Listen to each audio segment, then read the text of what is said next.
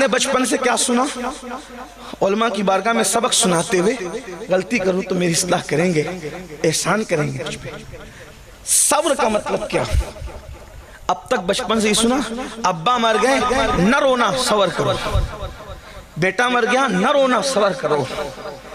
یعنی لوگوں کے ذہن میں سوچ بن گئی نہ رونا صبر ہے اور رونا صبر کے خلاف ہے۔ تو جو لوگ سخت دل لوگ ہیں یا جو لوگ محبتی سے آری ہے، جن پر رشتوں کو نبھانا بھاری ہے، جب کوئی مرتا ہے ان کی آنکھ میں کبھی آنسو نہیں آتے، تو کیا وہ صابر لوگ ہیں؟ اور ان اللہ مع الصابرین ان کے لیے جو باپ کا جنازہ پڑھنے بھی نہیں آتے، اگر آتے ہیں تو ہاتھ بند کر کے کھڑے رہتے ہیں، ہم ناپاک کے پڑھ نہیں سکتے، وہ صابر لوگ ہیں۔ مولوی رو رہا ہے بیچارہ باپ کی میت پہ، کا یہ بے صبرہ ہے، اور شرابی آنکھیں تان کر کے کھڑا ہے، دیکھو کتنے صبر کے ساتھ کھڑا۔ وہ صبر کے ساتھ نہیں، وہ تو سوچا ہے بڈھا مر گیا اچھا ہوا تاکہ میرے راستے کی رکاوٹ گئی، باپ مرا اچھا ہوا تاکہ مجھے حصہ ملنا ہے۔ بڑی معذرت کے ساتھ رونا صبر کے خلاف نہیں، رونے سے رکنا صبر نہیں۔ اگر رونا صبر کے خلاف ہوتا اس حدیث کا جواب آپ کہاں سے لائیں گے کہ میت پر تو رسول اللہ خود بھی روئے ہیں، میت پر حضور خود بھی روئے ہیں، اور پوچھا گیا تو حضور نے فرمایا یہ صبر کے خلاف نہیں ہے، یہ تو نشانی محبت ہے۔ رونا بے صبری نہیں ہے، رونا تو محبت کی نشانی ہے۔ کہاں کہاں بتاؤں کہاں روئے؟ اماں خدیجہ کا جنازہ ہے، رو رہے ہیں۔ حضرت ابراہیم کو دفن کرنے رو رہے ہیں۔ حضرت ابراہیم کے موقع پر تو لوگوں نے پوچھ لیا یہ ابراہیم ابن محمد حضور علیہ السلام کے سب سے کم سن صاحبزادے، آخری صاحبزادے جو حضرت ماریہ قبطیہ سے پیدا ہوئے، ان کا وصال ہوا تو حضور دفن کرتے ہوئے رو رہے، خاموش آنسو جاری۔ حضور آپ نے تو منع کیا رونے سے، آپ رو رہے ہیں۔ فرمایا یہ رونا منع نہیں، یہ تو محبت کی نشانی ہے۔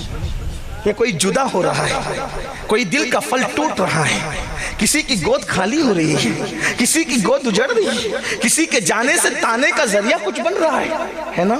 تو یہ رونا صبر کے خلاف نہیں، محبت کی نشانی۔ حضور روئے، ماں خدیجہ کے جنازے پر روئے، حضرت ابراہیم کے وصال پر روئے، اسی طریقے سے حضرت حمزہ کے جنازے پر روئے، اسی طریقے سے حضرت اسود کے جنازے پر روئے، حضرت شہدائے احد کے جنازے پر روئے۔ حضور علیہ السلام آنکھوں سے آنسو جاری ہے، حتیٰ کہ بعد وصال بھی حضور امام حسین کی شہادت پر روئے، اٹھا کر کے سیاہ کو دیکھیں، دن بھر خون جمع کر رہے ہیں، آنکھ سے آنسو جاری ہے۔ حضرت ابن عباس نے جو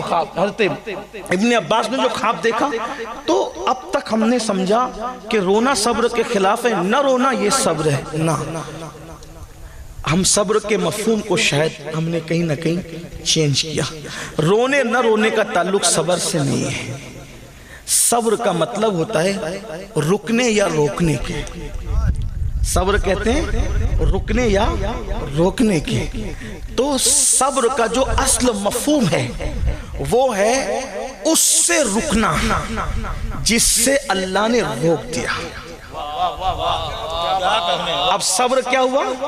اس سے رکنا جس سے اللہ نے، اب میت پہ کیا کہتے ہیں؟ صبر کر، مطلب رونے سے نہیں روکا جا رہا ہے۔ میت کے موقع پر لوگ روتے روتے اس کی خوبیاں بنا کر کے بیان کر کر کے نوحہ کرتے ہیں، تو اللہ نے فرمایا مجھے غم کے موقع پر سب سے زیادہ جو آواز بری لگتی ہے وہ نوحے اور ماتم کی آواز ہے، اور خوشی کے موقع پہ ڈھول اور تالی کی آواز مجھے بری لگتی ہے۔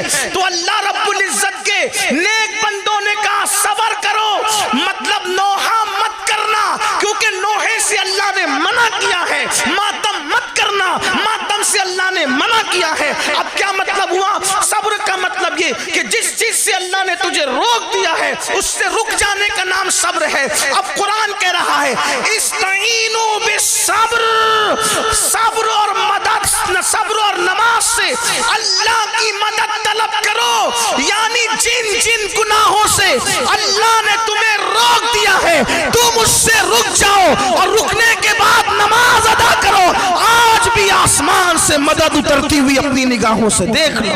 سبحان اللہ، سبحان اللہ۔ مدد کیوں نہیں آتی؟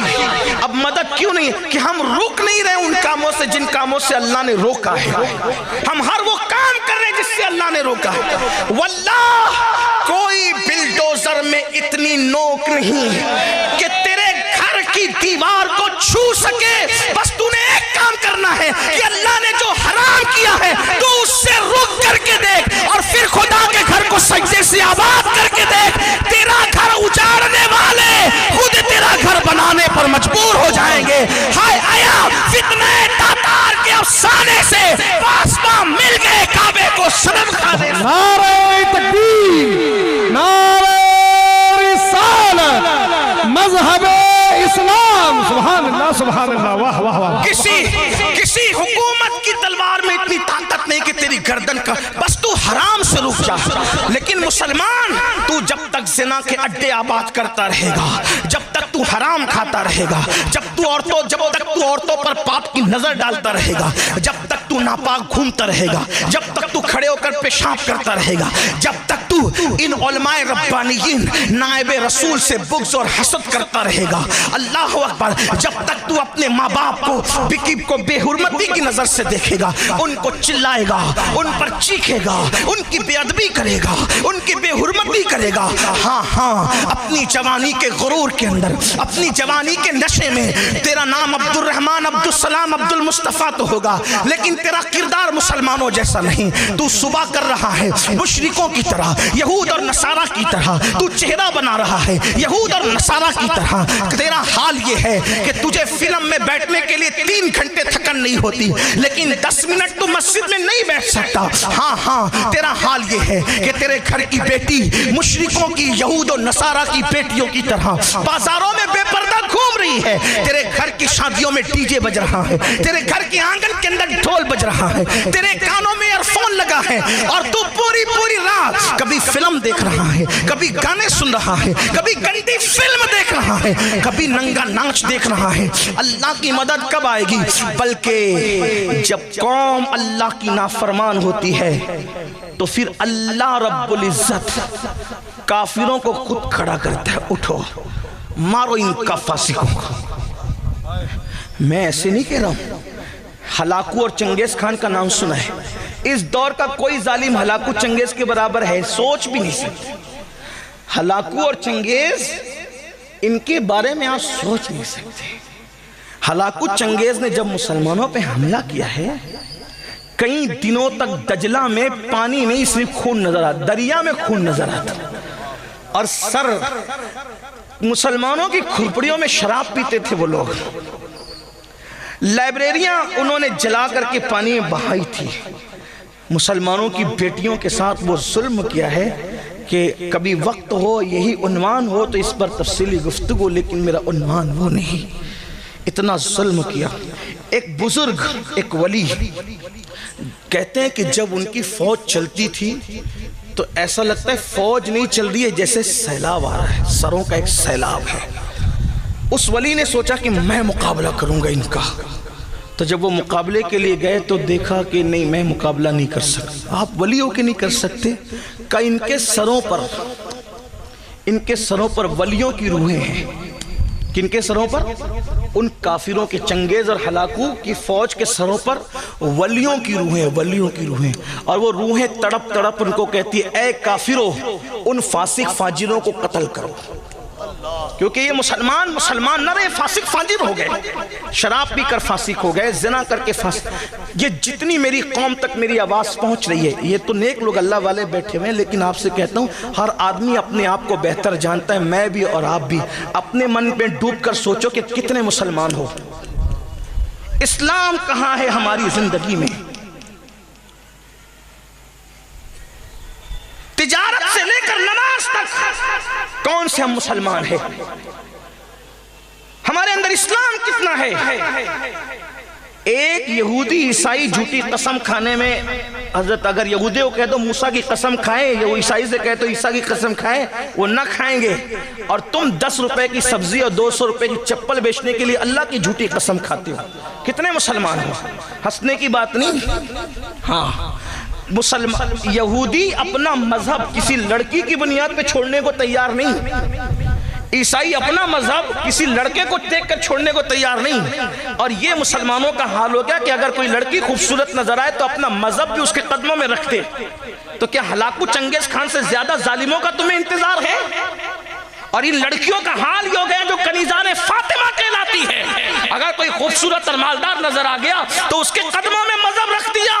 یاد رکھنا، مذہب کا کھلواڑ کرنے والوں کو زیادہ دن تک خوشی دیکھنا نصیب نہیں ہوتی۔ اگر کوئی بیٹی کسی خوبصورت اور مالدار کے چرنوں میں مذہب کی قربانی اور بلی دے رہی ہے تو ایک دن اس پر وہ آئے گا کہ وہ چھوڑ کر کے بھاگے گا، اور پھر مذہب اسلام بھی اس کو پناہ نہیں دے گا، اور وہ در در بھیک مانگنے پہ مجبور ہو جائے گی، عبرت کی موت مرنے پہ مجبور ہو جائے گی۔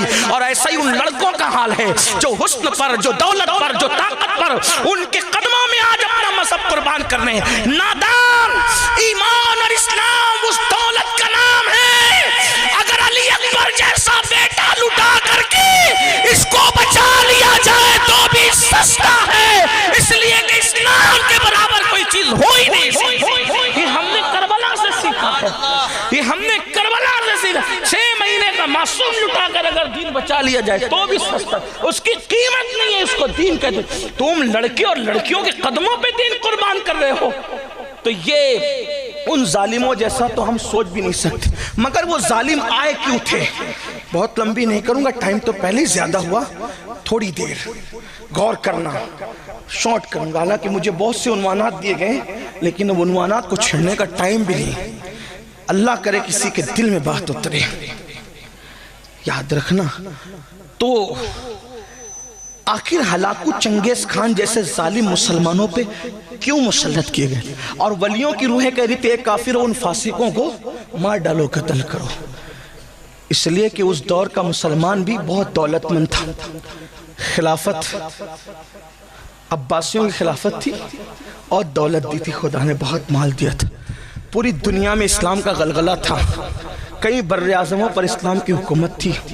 مسلمانوں کا حال یہ تھا کہ دوسرے ممالک کے بیت المال میں اور شاہی خزانے میں جتنی دولت نہیں ہوتی تھی اتنا بغداد کے ایک ایک مسلمان کے پاس دولت ہوتی۔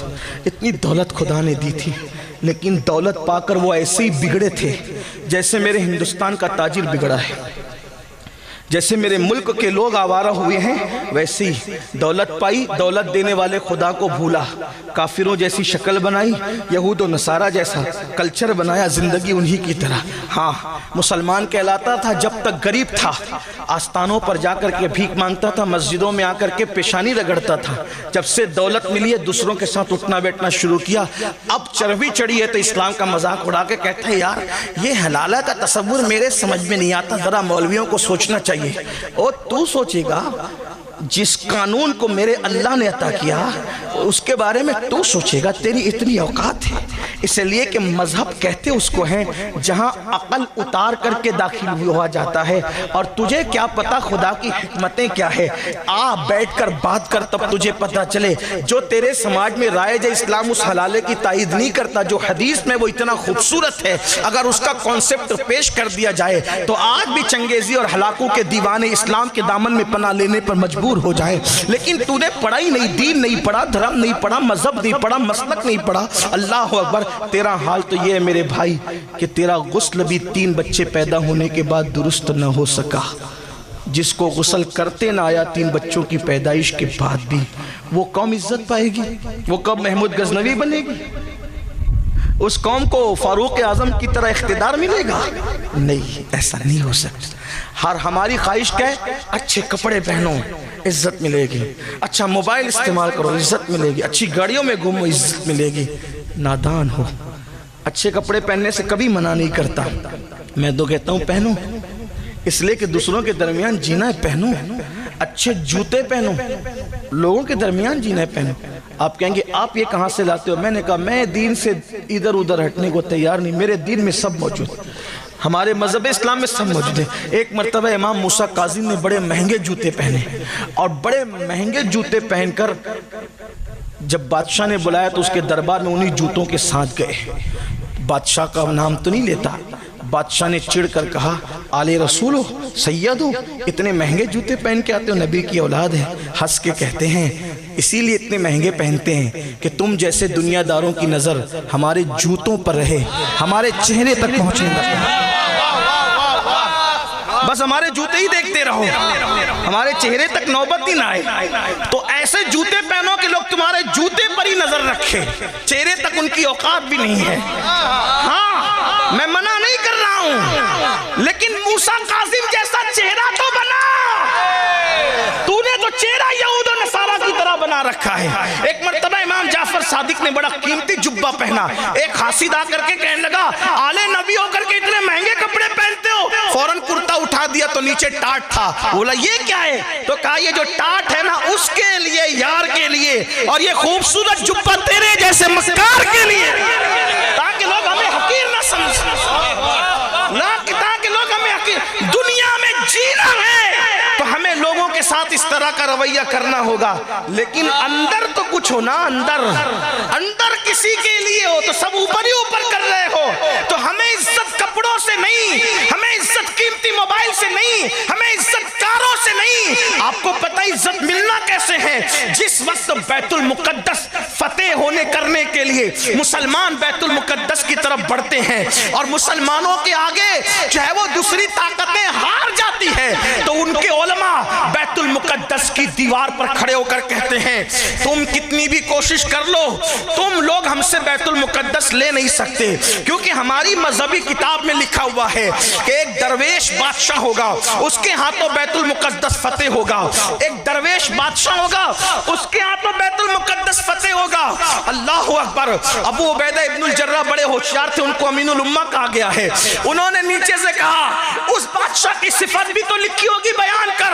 تو کہا ہاں تیرا چہرہ گول ہے، تو فتح کرنے آیا نا بیت المقدس، تیرا چہرہ گول ہے، تو نہ کر سکے گا، اس کا چہرہ تھوڑا سا لمبا ہے، اس کی داڑھی بڑی بڑی پتلی پتلی سینے تک آئی ہوئی ہے، اس کا چہرہ سرخ ہے، اس کے ہونٹ پتلے پتلے ہیں، تیرے گال اوپر ہے، اس کے گال اندر کی طرف ہے، اور اس کی جو لنگی ہے وہ اس کے ٹکنے کے اوپر ہے، اس کا لباس اس طرح کا ہے اور وہ اس طرح کا اور اس طرح کا ہے۔ جیسے جیسے وہ پڑھتا جا رہا تھا ابو عبیدہ مسکراتے جا رہے تھے۔ اس بوڑھے راہب نے کہا میری بات پر تو ہنستا کیوں ہے؟ تو فرمایا تو جو صفت بیان کر رہا ہے وہ درویش بادشاہ ہمارے ہی پاس ہے، لیکن وہ بیت المقدس میں نہیں، وہ مدینہ منورہ میں موجود ہے۔ سبحان اللہ، نعرہ تکبیر، نعرہ رسالت۔ بلا اس کو، اگر میں دیکھ لوں گا تو اس کو بن لڑے چابی دے دوں گا۔ پھر ابو عبیدہ خط لکھتے امیر المومنین جانشین رسول فاروق اعظم سیدنا عمر ابن الخطاب غیث المنافقین امام المجاہدین امام المشاہدین فی رب العالمین، اللہ اکبر، میرے نبی کا جانشین، میرے نبی کا پروردہ، میرے نبی کا تربیت یافتہ، جس کو رسول اللہ نے سجایا سوارا نکھارا اور اتنا بلند کر دیا کہ آقا فرماتے میرے بعد کوئی نبی ہوتا تو وہ عمر ابن خطاب ہوتے، لا نبی بعدی، مگر میرے بعد کوئی نبی نہیں۔ 3 بر اعظموں کا حاکم، ایک ملک کا نہیں، 3 بر اعظموں کے حاکم کو خط لکھا ہے بیت المقدس آنا ہے۔ آج دیکھ لو دنیا کے وزیروں کو ایک ملک سے دوسرے ملک جاتے تو کتنا اتراتے ہیں، پھر بھی حال یہ ہوتا ہے کہ لوگ نظر اٹھا کر دیکھتے بھی نہیں۔ جن لوگوں کو پتا ان کو پتا ہے، منہ تکتے رہتے لوگ، یہ اوقات ہے اور ہم نئے کپڑوں سے جائیں گے، چارٹر فلائٹ۔ میں کسی ایک ملک کی بات نہیں کر رہا ہوں، یہ دنیا کے سارے ملکوں کا، ورنہ کوئی ملک کا آدمی، پڑوسی ملک کا آدمی، اڑوسی ملک کا آدمی مجھ پہ ناراض ہو جائے کہ آپ ہمارے ملک کا۔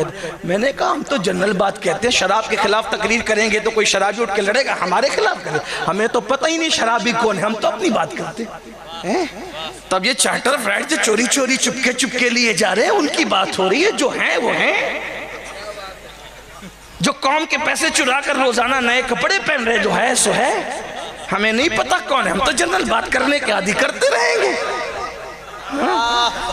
جن کی بے عزتیاں ہو رہے ہیں لوگ تکتے نہیں تکتے ان کی طرف، لیکن آؤ ظالموں کی عزت کہیں نہیں ہے، نہ زمین کے اوپر ہے نہ زمین کے اندر ہے۔